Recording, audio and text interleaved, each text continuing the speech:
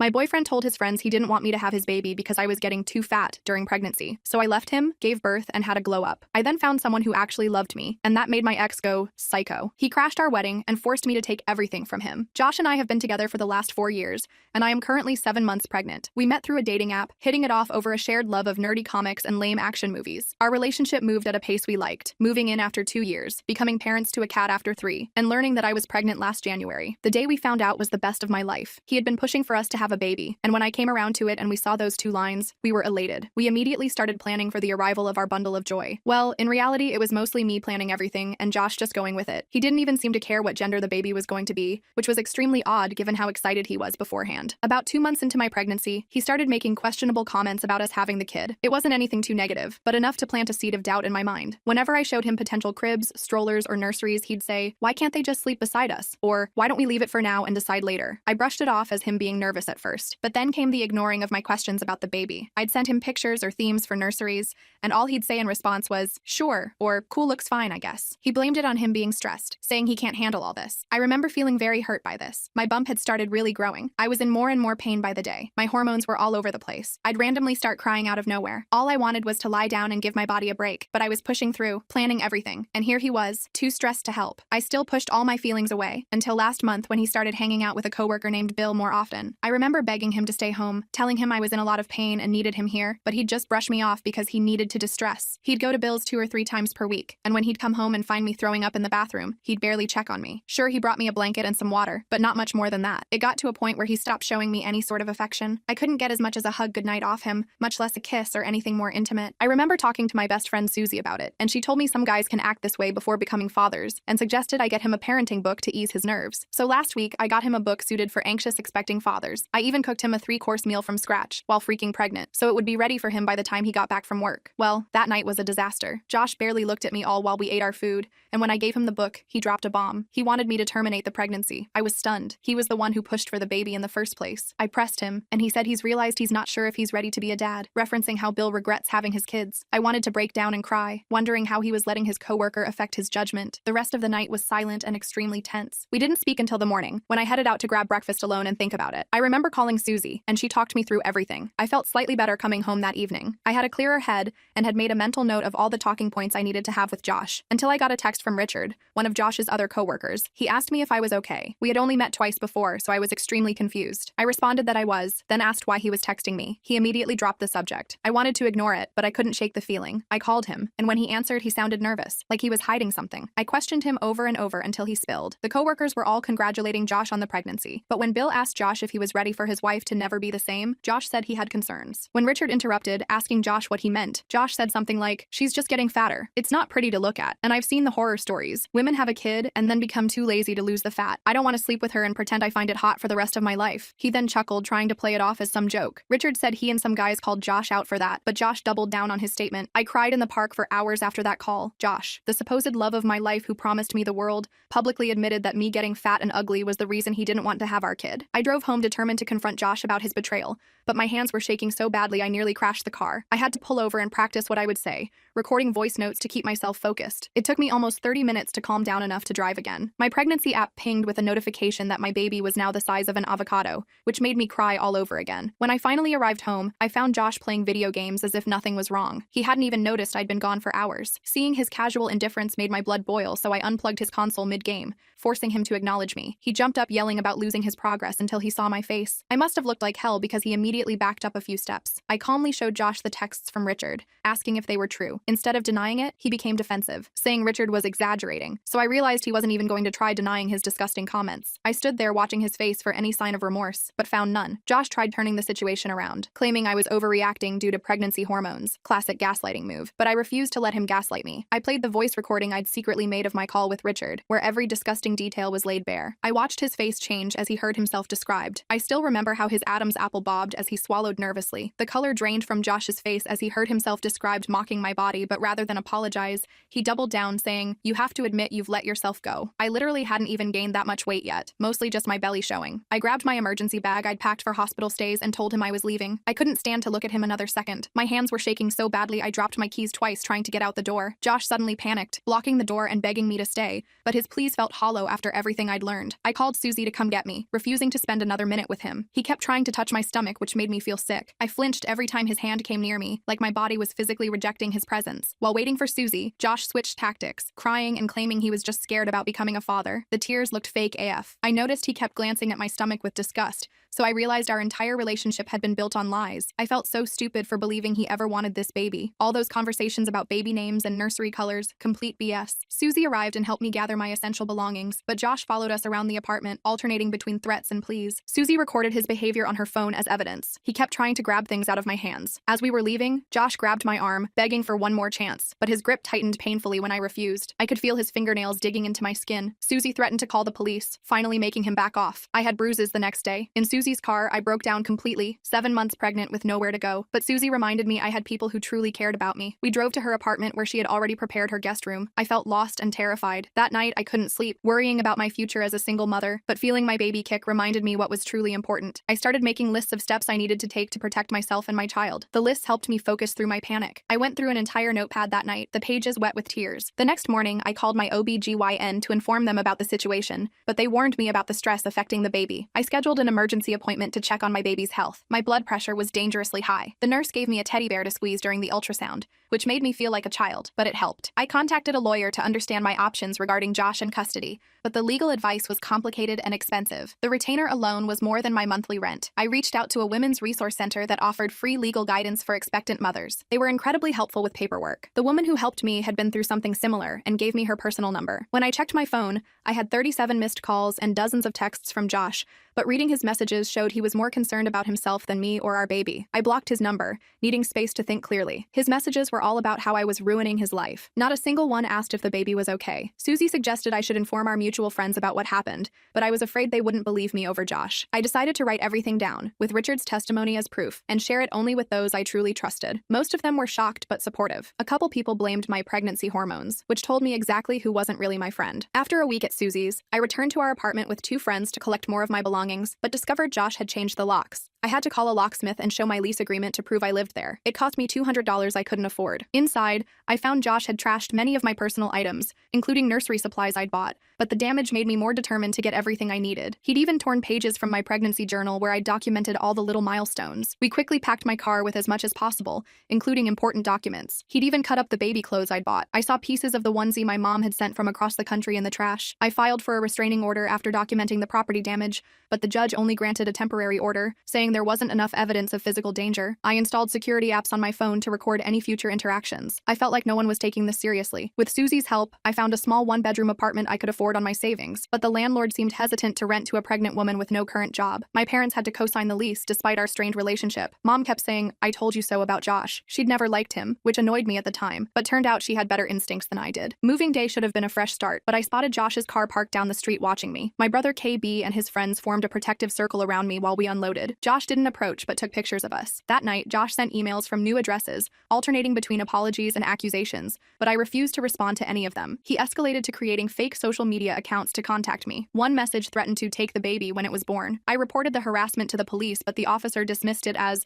just a domestic dispute between parents-to-be. I started documenting everything meticulously, creating a paper trail they couldn't ignore. The officer actually yawned while taking my report. At my 32-week appointment, I spotted Josh in the hospital parking lot, but my doctor took my concerns seriously. The hospital assigned me a special check-in procedure and escorted me to my car afterward. I felt like a prisoner in my own life. Josh's mother Marlo called, claiming she wanted to help mediate, but she actually tried to convince me I was being cruel keeping a father from his child. I recorded the conversation and added it to my growing evidence file. She called me horrible names when I refused to meet with Josh. I attended a support group for single mothers but felt overwhelmed hearing about the struggles ahead. A group member named Award offered to mentor me, having been through a similar situation 5 years earlier. She became a lifeline for practical advice. Award helped me draft a birth plan that excluded Josh, but the hospital required both parents' information. I had to provide documentation of the restraining order and work with a patient advocate to ensure my safety. The bureaucracy was exhausting. I found flowers on my doorstep with no card, but my doorbell camera showed Josh delivering them at 3 a.m. I reported the restraining order violation, only to be told it was a harmless gesture. The officer even suggested I should appreciate the romance. I wanted to scream. My car's tires were slashed in my apartment parking lot,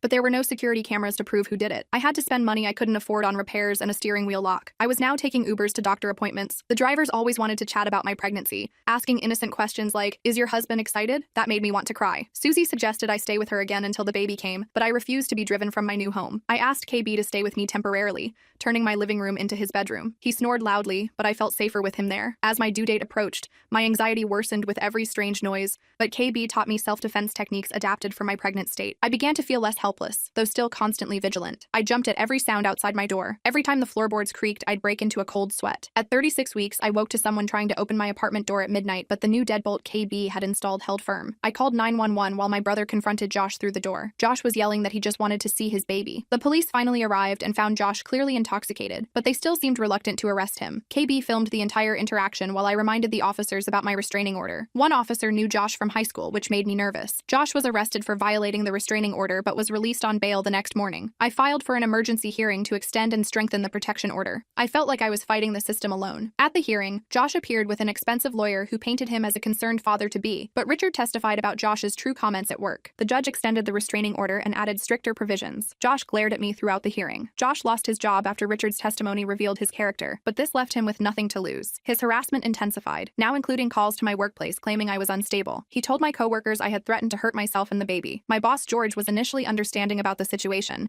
but the constant disruptions began affecting business. I was placed on early maternity leave, cutting my income when I needed it most. I had to apply for emergency assistance to cover rent. I discovered Josh had been spreading lies in our friend circle, claiming I had cheated and the baby wasn't his, but several friends saw through his lies. They created a rotation schedule to check on me daily. I was grateful, but felt like a burden. One night, I received a text from an unknown number with pictures of me inside my apartment, but I couldn't figure out how they were taken. KB and I searched the entire place, eventually finding a hidden camera in the smoke detector. It had been recording for weeks. The police were called about the hidden camera, but they said they couldn't prove Josh installed it. I contacted a private security company to sweep my entire apartment. I felt violated knowing he'd been watching me. The security company found 2 more cameras and evidence my computer had been hacked, but the cost of their services depleted my savings. I had to start a crowdfunding campaign to help with expenses. People online were surprisingly generous. The campaign gained attention online, bringing support from strangers, but Josh discovered it and left threatening comments. My friends documented everything and reported him for further restraining order violations. One comment said he'd get me eventually. Josh was arrested again for the violations but managed to post bail quickly. I realized the legal system wasn't going to truly protect me before the baby arrived. I felt completely helpless against his determination. In desperation, I contacted Josh's parents, hoping they might control their son, but they defended him, saying I was ruining his life. I decided I needed to take more drastic measures for my safety. His father actually threatened to sue me for alienation of affection. I considered moving to another state to escape, but learned I couldn't legally take my baby across state lines without court approval. I needed to find another solution that wouldn't jeopardize my parental rights. Every option seemed to have impossible complications. After consulting with a ward and other survivors, I made a difficult decision, but worried about potential consequences. I invited Josh to meet me in a public cafe, planning to secretly record our conversation to get solid evidence. KB thought I was crazy, but understood my plan. I arrived at the cafe early, setting up my phone to record and choosing a table near security cameras, but my hands were shaking with anxiety. I texted KB, who was positioned nearby, ready to intervene if needed. I ordered tea but couldn't drink it. Josh arrived looking surprisingly put together and immediately began a charm offensive, but I steered the conversation toward his behavior. He gradually dropped the act, growing irritated when I wouldn't be manipulated. He kept trying to touch my hand. I calmly asked why he'd been harassing me, but his response was chilling. "You took my baby and ruined my reputation, so I'm taking your peace of mind." I realized he viewed this as revenge, not about our child at all. His eyes were cold as he said this. I pushed further, asking about the cameras in my apartment, but he smirked, asking how I enjoyed the show. I had explicit confirmation of his actions, which I knew would hold up in court. He seemed proud of how he'd terrorized me. When I mentioned his comments about my body to coworkers, his facade completely dropped, but I wasn't prepared for his vicious verbal assault that followed. Other cafe patrons began staring as he called me disgusting names. A woman at the next table looked horrified. The cafe manager Karma approached, asking if everything was okay, but Josh grabbed my wrist painfully under the table. I loudly announced I was 7 months pregnant and being threatened. Several people stood up immediately. Josh immediately switched tactics, claiming I was having a mental breakdown, but multiple witnesses had heard his tirade. Karma asked him to leave while a customer who happened to be a nurse checked on me. The nurse gave me water and helped me breathe. Josh refused to leave, causing a scene, but this only created more witnesses. KB finally stepped in, along with 2 other customers, physically escorting Josh outside. One man told Josh he should be ashamed of himself. I was shaken but triumphant, having gotten solid evidence, but as I left the cafe, I saw Josh vandalizing my car. KB called the police while I filmed from a safe distance. Josh was slashing my tires and breaking windows. The police arrived quickly this time and arrested Josh on the spot, but I started experiencing contractions from the stress. The nurse from the cafe helped me breathe while waiting for an ambulance. She held my hand the entire time. At the hospital, doctors confirmed I was having false labor but advised complete bed rest to prevent early delivery. I had to rely entirely on friends for the next few weeks. KB moved his PlayStation into my bedroom to keep me company. Josh remained in jail, unable to make bail this time, but his parents hired an aggressive attorney. I had to use my recording and witness statements to fight back in court. Their attorney tried to claim I had entrapment Josh. The judge reviewed all evidence and denied Josh bail, but the stress of court appearances was affecting my health. My doctor wrote a letter allowing me to appear virtually for future hearings. My blood pressure was dangerously high again. With Josh temporarily contained, I finally had space to prepare for my baby, but I was emotionally exhausted and scared. Susie organized a small private baby shower to lift my spirits. The gifts were thoughtful and practical. The baby shower was a welcome distraction, but a gift arrived from Josh's mother with a disturbing note. We contacted my lawyer, who filed for a restraining order against her as well. The note said, "I'll be there for the birth whether you want me or not." At 38 weeks, my water broke in the middle of the night, but I was alone when it happened. I had to call an ambulance while trying to remain calm. The dispatcher stayed on the phone until help arrived. At the hospital, my contractions intensified quickly, but the nurse couldn't locate my special check-in status. I had a panic attack, terrified Josh would somehow find me. I couldn't stop crying between contractions. My doctor finally arrived and confirmed my protection status, but the labor was progressing faster than expected. There wasn't time for the epidural I had planned on. The pain was unbelievable, but I had no choice. KB and Susie arrived to support me, but the hospital only allowed one person in the delivery room. They took turns, ensuring I was never alone. KB nearly fainted during his shift. After 6 hours of excruciating labor, my beautiful daughter Lily was born, but the joy was mixed with fear as I checked every hospital staff ID. The nurses created a code word system for anyone entering my room. They used sunflower as our safety word. Holding Lily for the first time was magical, but I couldn't fully enjoy it knowing Josh might try something. The hospital assigned security to patrol near my room. I barely slept that first night, watching Lily constantly. News of Lily's birth somehow reached Josh's mother Marlo, but hospital security stopped her in the lobby. She created a scene, demanding grandmother's rights. She tried to claim she was my mother to get past security. The hospital wanted to discharge us after 2 days, but I didn't feel safe going home. A ward helped me find a temporary safe house through a domestic violence organization. We left through a service entrance to avoid being seen. The safe house provided security and support, but I had to remain completely off social media. My friends spread misinformation about where we were staying to throw Josh off our trail. They posted about me staying at places I wasn't. Josh was released from jail pending trial, but the prosecutor had added additional charges based on new evidence. His bail conditions now included GPS monitoring. He still managed to send letters through others. I filed for sole custody of Lily,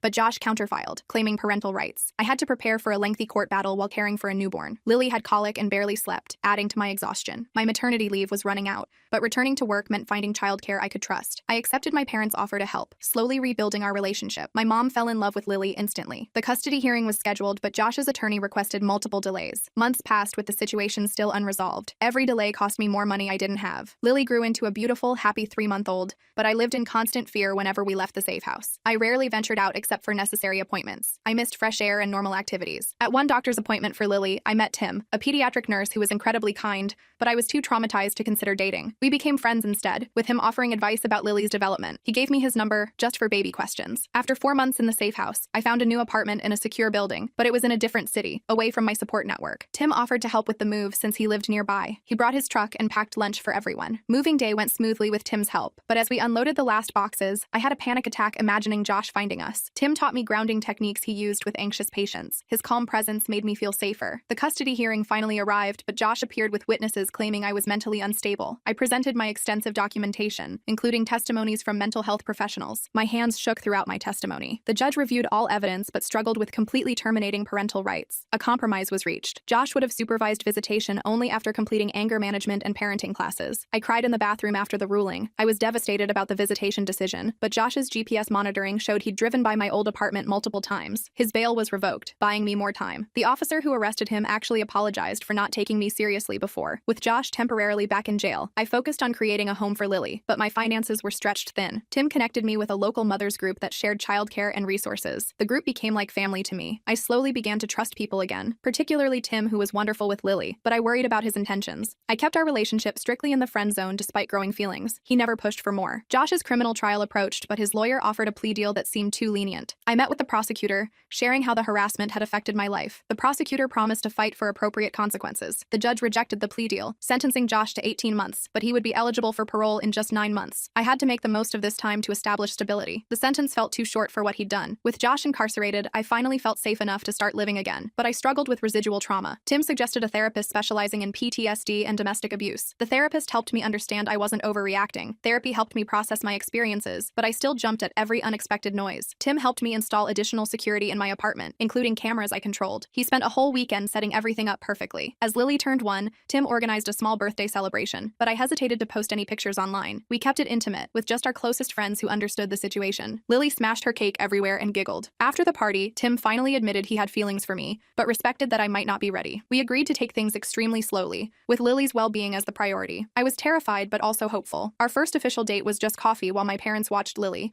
but I kept checking my phone every 5 minutes. Tim suggested we bring Lily next time, making it a family outing instead. He understood my anxiety without me explaining. Over the next few months, Tim became a constant, calming presence, but I received notice that Josh was up for early release for good behavior. We consulted my lawyer about strengthening our protection measures. I started having nightmares again. Josh was released after serving 9 months but immediately violated his parole by removing his monitoring device. An arrest warrant was issued, putting me back on high alert. I barely slept for days after hearing the news. I requested police protection when Josh couldn't be located, but they could only drive by occasionally. Tim temporarily moved into my guest room, not wanting me and Lily to be alone. He brought his guitar and played lullabies for Lily. 3 tense weeks passed with no sign of Josh, but I received flowers at work with no card. Security footage confirmed they were delivered by a service, not Josh personally. The message read, "I'm watching you." The flower deliveries continued daily, but the florist refused to disclose who ordered them. Tim helped me get a lawyer to subpoena their records. Each delivery made me physically ill with anxiety. The records revealed Josh's mother was sending the flowers, but this proved they were tracking my movements. I had to switch jobs, finding remote work to limit my public exposure. I missed my coworkers but felt safer at home. Working from home allowed me to care for Lily,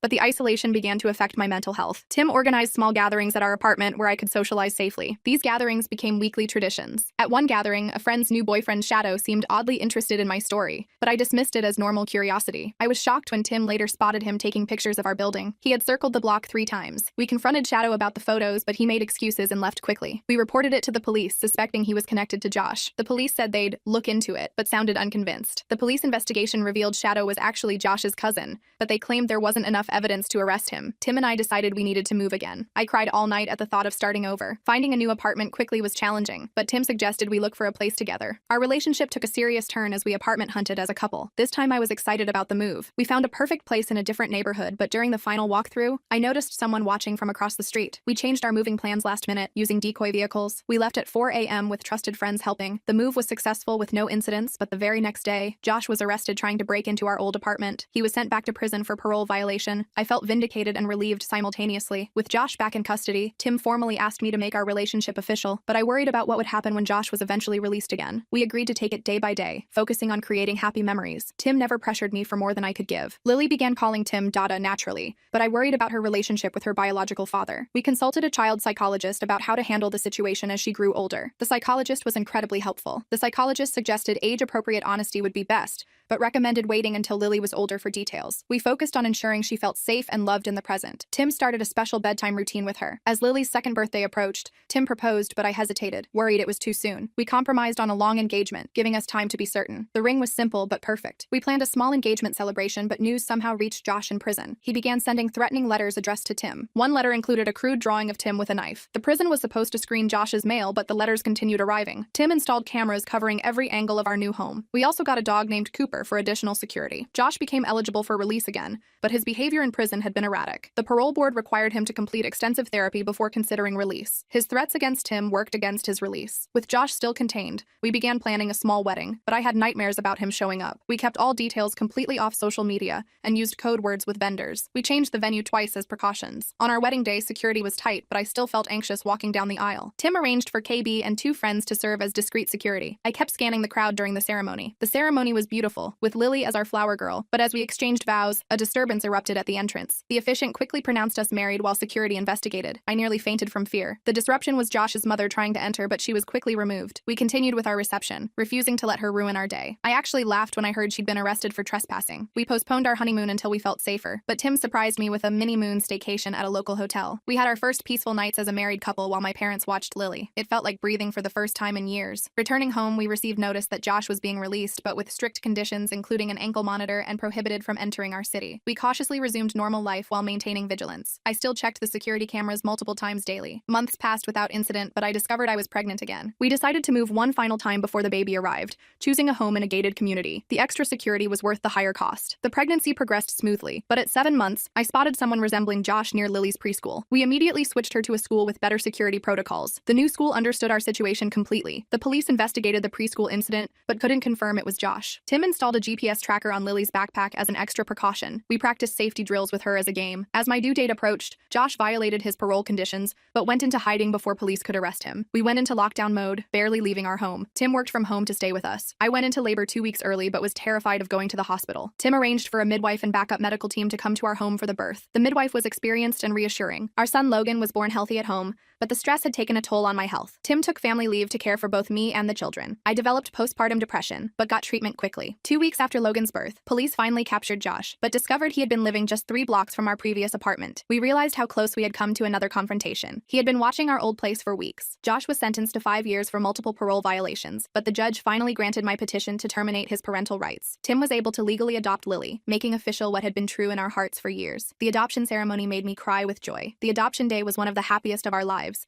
but I still found myself checking security cameras habitually. Tim suggested we join a support group for families affected by stalking. The group helped me realize I wasn't alone. The support group connected us with resources and similar families, but I struggled to share our story openly. Tim encouraged me to start a private blog as therapy. Writing became my way of processing everything. Writing about my experiences was cathartic, but I worried about privacy. I used pseudonyms and changed identifying details while still conveying the emotional truth. The blog helped me organize my thoughts. My blog unexpectedly gained followers, but I wasn't ready for public attention. I worked with a domestic violence organization to turn my experiences into resources for others, while maintaining anonymity. My story helped other women recognize warning signs. As the children grew, we established holiday traditions and family rituals, but I sometimes caught myself scanning crowds for Josh's face. Tim and I developed subtle signals to help ground me when anxiety struck. He would squeeze my hand 3 times for, "I love you." Lily started asking questions about her biological father, but we weren't sure how much to reveal. We consulted her therapist about age-appropriate explanations. The therapist gave us scripts to follow. Following professional advice, we told Lily a simplified truth about Josh, but she worried he might take her away. We reassured her with facts about our legal protections and security measures. Tim showed her his adoption certificate often. When Logan turned 3 and Lily was 6, we received news that Josh was being released early, but strict conditions prevented him from contacting us. We cautiously planned our first real family vacation. We chose a beach destination with security. Our beach vacation was magical, watching the children play freely, but I noticed a familiar car following us on the drive home. We contacted police, who intercepted Josh 50 miles from our house. He had violated his conditions immediately. This final violation resulted in Josh losing all possibility of early release, but his obsession seemed undiminished after years. The prosecutor helped us relocate through a victim protection program,